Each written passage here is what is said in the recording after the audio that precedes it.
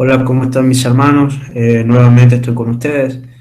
Eh, Les vengo a hablar sobre un tema también de que me han preguntado bastante con respecto a si se puede perder o no la salvación, ya que muchos han escuchado muchas doctrinas con respecto a que eh, los luteranos o los calvinistas, los hipercalvinistas también predicaron sobre que sí se puede perder la salvación. Hay otros que aseguran que sí, que no se puede perder la salvación. Y verdaderamente lo que la palabra nos enseña es que el Señor ya murió por nosotros una vez. Y al morir una vez, Él ya dijo al Padre, o sea, cuando oró en el huerto de Getsemaní, él dijo algo al Padre, de lo que Él le dio, ni uno se iba a perder, en el sentido de que aquel que es escogido por Dios y el Señor va y lo busca, esa persona ya pertenece al reino, o sea, que ya es un escogido de Dios. Entonces, vemos por parte que la salvación empieza a ejercerse una vez que esa persona conoce a Dios, de la manera que Dios, el Señor, lo vaya a buscar.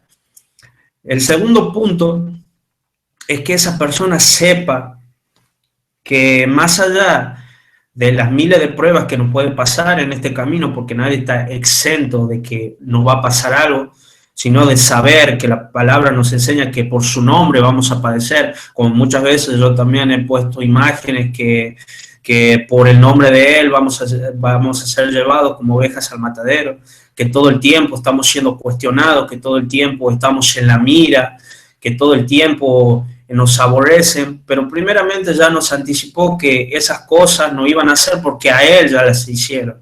Entonces, de esa manera nosotros sabemos que nadie está exento a que les pase algo, no porque uno ya sea un pastor o no porque uno ya tenga tantos años en el Evangelio, eso quiere decir que no le pueda pasar nada. O sea, sabemos que Dios nos prueba para saber cuánto, hasta dónde es que nosotros lo llegamos a amar, si es que verdaderamente lo amamos íntegramente o lo amamos por lo que Él nos da, por lo que Él nos protege o por lo que Él puede llegar a darnos más adelante. Entonces, las pruebas siempre es para probar cómo está nuestro corazón, cómo está nuestra integridad hacia Él. Por eso muchas veces cuando en el Antiguo Testamento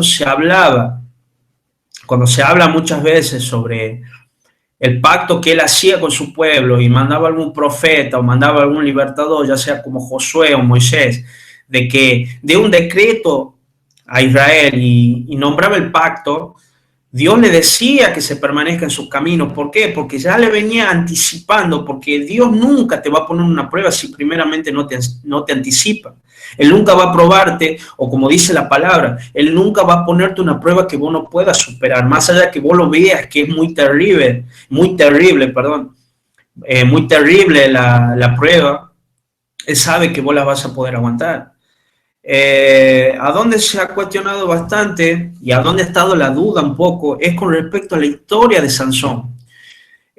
Muchos decían de que el suicidio, el que comete suicidio, verdaderamente, algunos decían que ese no es salvo, y otros decían, como muchos han visto el video de John MacArthur explicando con respecto a que si Cristo ha muerto por uno, ha muerto por todos. Si Cristo ha escogido uno y todo aquel que ha venido a Cristo, más allá de que cometa suicidio, esa persona es salva. Entonces esto ha creado un cierto conflicto, unas ciertas dudas en muchos. ¿Por qué? Porque hay gente que aún creyendo que lo sabía el tema, ha empezado a dudar un poco.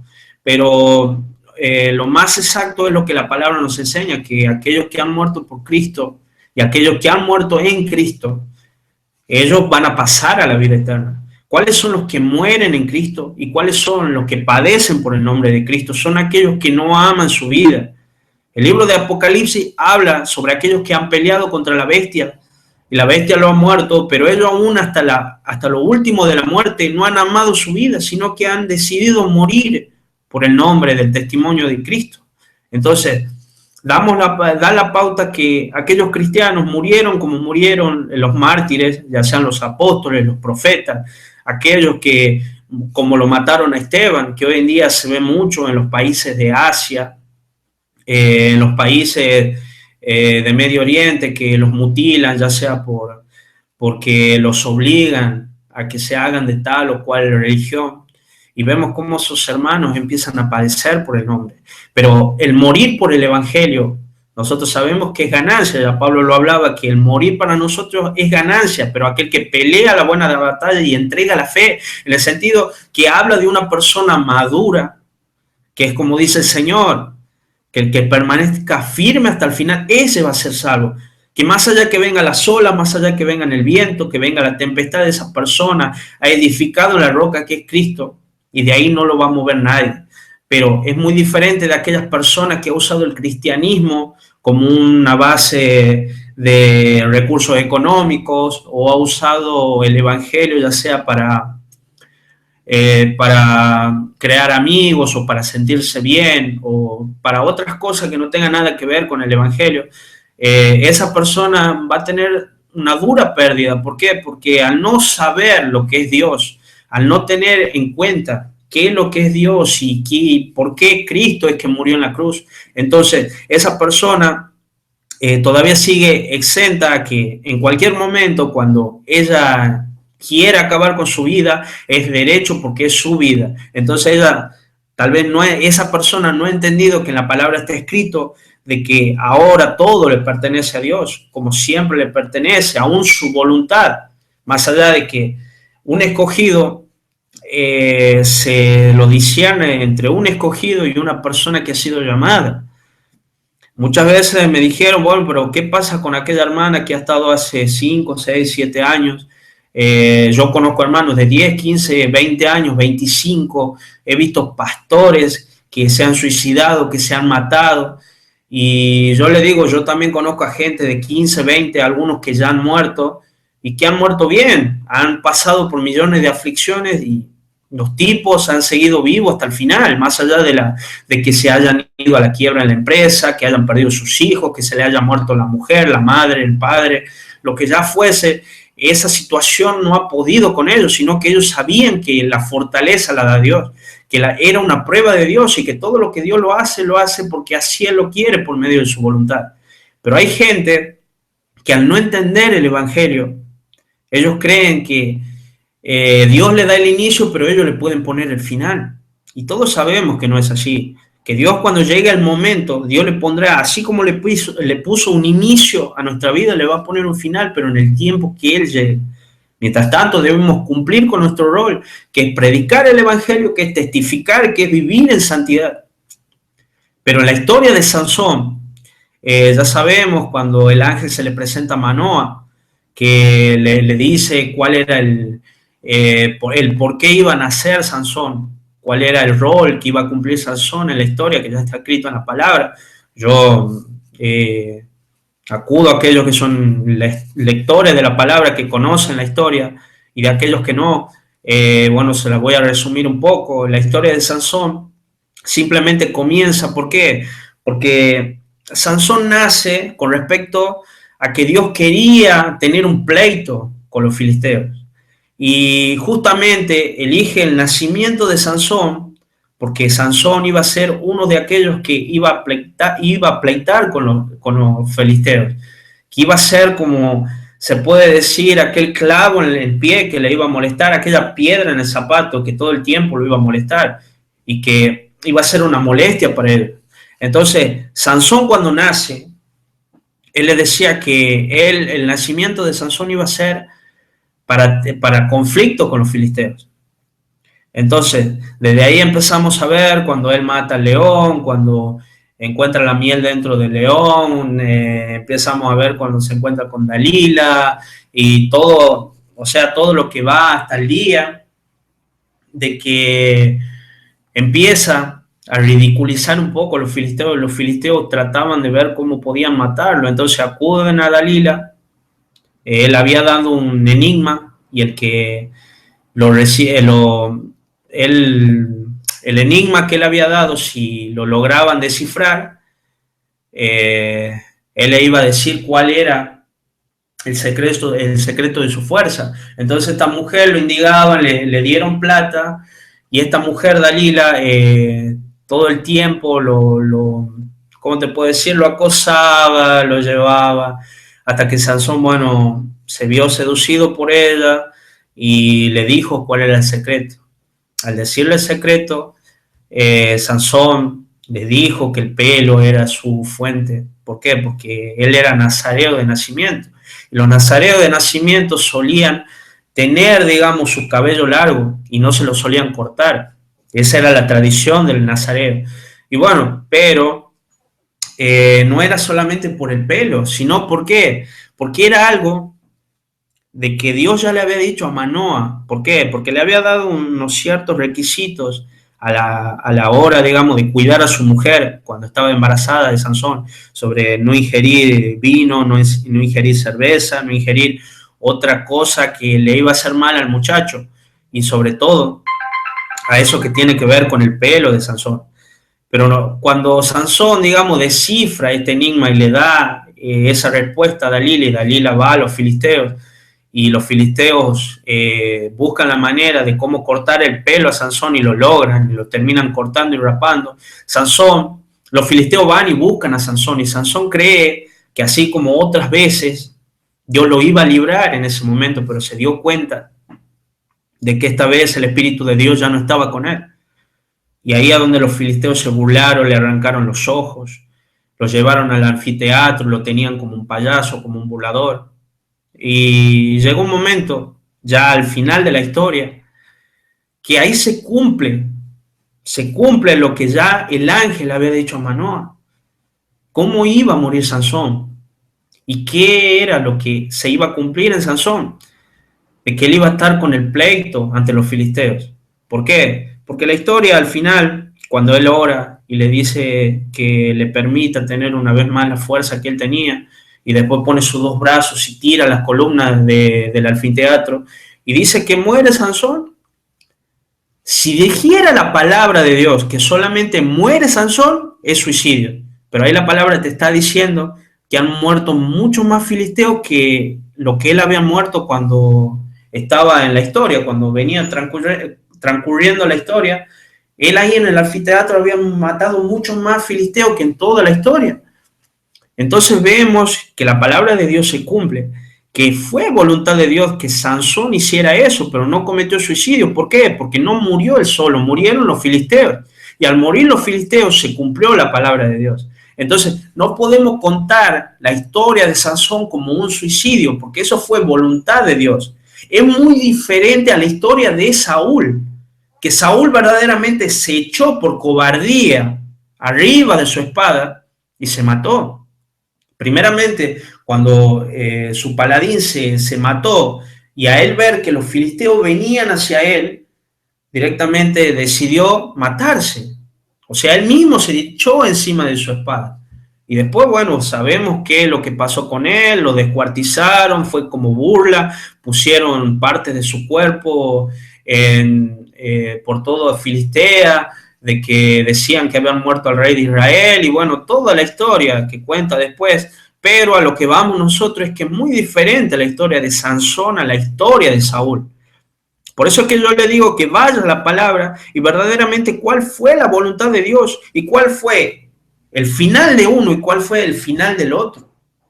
Que usted lea verdaderamente cómo uno surge de la apostasía que es Saúl. ¿Por qué? ¿Por qué de la apostasía? Porque Israel quería un rey como todas las naciones querían. Entonces vemos que 40 años de reinado de Saúl, solamente fueron 2 años que solamente se mantuvo íntegro en el reino de Dios. Después otros 38 años fue apartado de Dios. Por eso el Espíritu de Dios se alejó de Saúl. Pero vemos cómo fue por una apostasía y cómo es la muerte trágica y horrible, cómo murió Saúl, a la muerte y a la historia de cómo comienza y cómo termina la historia de Sansón, que es muy diferente. Pero a lo que la palabra acude es que no hay ningún registro bíblico que diga que un hombre de Dios se haya muerto, un verdadero hombre de Dios, ya sea los profetas, los apóstoles, aquellos que Pablo lo ha capacitado, el mismo Pablo, sino que todos han sido muertos o han muerto con respecto al tiempo. Pero no hay ningún registro bíblico que diga de que un hombre de Dios se haya quitado la vida porque él verdaderamente quería. Entonces, lo que yo He visto en la palabra y lo que he leído y lo que saben que ya no, su vida no pertenece a él, ya sabe que su cuerpo no pertenece a él. Si te está hablando de cuidar su cuerpo, cuidar el templo del espíritu, de no tatuarte, no flagelarte el cuerpo, de no ponerte cosas raras, y te empieza a hablar de varias pautas sobre esa estricta manera de cómo cuidar el cuerpo. Si aún en lo mínimo te está diciendo que debes cuidar, ¿por qué? Porque es templo de Dios. Imagínate cuánto nomás la vida de la persona. Entonces, eso quiero aclarar, que la persona verdaderamente que comete suicidio es una persona que nunca ha entendido de la palabra. Por eso la palabra habla sobre aquellos que son hermanos en Cristo y aquellos que no, que más allá que congreguen, que va a haber gente que crea que es salva, que va a seguir congregando, pero el día de mañana se va a dar cuenta que nunca ha cumplido el rol que Dios le ha designado en medio de su voluntad, sino que es una persona que ha seguido su vida, que ha seguido sus deseos, pero solamente iba a la iglesia. Por eso es que es necesario que usted sepa y sepa discernir cuáles son los verdaderos hermanos y cuáles no. Pero con respecto a este tema, esa persona que comete suicidio, ya sea se ahorca, se tira de un precipicio, se tira de un edificio, se pega un tiro, es una persona que no ha entendido el Evangelio. ¿Por qué? Porque también hay evidencia de personas que han sufrido hasta lo sumo, lo han perdido todo, se han quedado en la miseria, han muerto su familia, han visto injusticia, pero algunos siguen viviendo y otros ya han muerto, pero por la naturaleza, cuando ha llegado su tiempo, cuando Dios le dijo en la vejez te morís, o a los 40 años, o a los 50, a la hora que sea, pero nunca han acudido al suicidio. Entonces, ahí te vas a ver reflejado cuál es la verdadera diferencia entre el hermano, el verdadero hermano en Cristo, y el que no, el que solamente congregaba y el que verdaderamente servía a Dios, el que verdaderamente entiende, el que entiende el Evangelio y el que no. ¿Por qué? Porque ahora, al explicar esto, no podemos tomar una excusa como decir, bueno, pero ese hermano no entendía. Yo conozco ejemplos de hermanos que han tenido muchos años en el Evangelio y que solamente iban porque se sentían bonitos, pero nunca han llegado a conocer la verdadera verdad y que han cometido suicidio. He visto también ejemplos o comentarios de muchos casos así, de gente, pastores. ¿Por qué? Porque al tener un pastor no me vas a decir que no tiene conocimiento. O sea, tiene conocimiento, pero acudió al suicidio. Entonces, vemos que son personas que no entienden del Evangelio, que no entienden que hoy en día, cuando el Señor ha venido y ha muerto por nosotros y que cada día nos enseña su palabra por medio de su Espíritu, nos lleva a toda verdad, y nos está mostrando y nos revela su palabra para tener el verdadero significado, y nosotros no lo ponemos por obra, entonces no podemos poner la excusa de que nadie nos enseñó, de que nadie nos ministró por ese caso. O sea, como le vuelvo a repetir, la persona en Cristo, el verdadero cristiano, verdaderamente va a soportar la prueba de Dios. Y el que se suicida, la palabra ya dice a dónde van a ir los suicidas, a dónde van a ir los que cometen el suicidio. Entonces el verdadero cristiano permanece hasta el final. Y hoy en día son pocos los que permanecen hasta el final. ¿Por qué? Porque hoy en día tal vez el mayor suicidio que hay es la apostasía. Por eso es que le digo que permanezcan en la palabra de Dios, que tengan su estudio bíblico y que verdaderamente se capaciten por medio de la palabra, porque van a salir temas como estos con personas que tal vez no lo entiendan, pero usted ya va a estar ciertamente capacitado y va a estar verdaderamente introducido en el tema, que usted ya lo va a saber hablar, que le va a saber enseñar, que le va a saber explicar. Ojalá esto le haya servido para aquellos que me preguntan todo el tiempo con respecto al tema del suicidio, sobre mezclar las historias tanto de Saúl, como hemos dado el ejemplo de Saúl, de Sansón, y de tantas otras historias que verdaderamente están en la palabra. Y que bueno, está bueno de hablarlo porque, como le dije, el fundamento bíblico y uno de los principios bíblicos es el edificarnos uno a otro, del no ser aquel hermano del yo sé mucho y aquel poco, no, sino verdaderamente compartir con el hermano y ser un buen hermano en Cristo. Ojalá le haya servido el video y bueno, con cualquier duda o cualquier cosa, usted me habla, habla conmigo, habla por Facebook. Usted verá, me manda el comentario, yo estaré en disposición de contestarle y para hablar con usted. Dios le bendiga y le agradezco por su tiempo.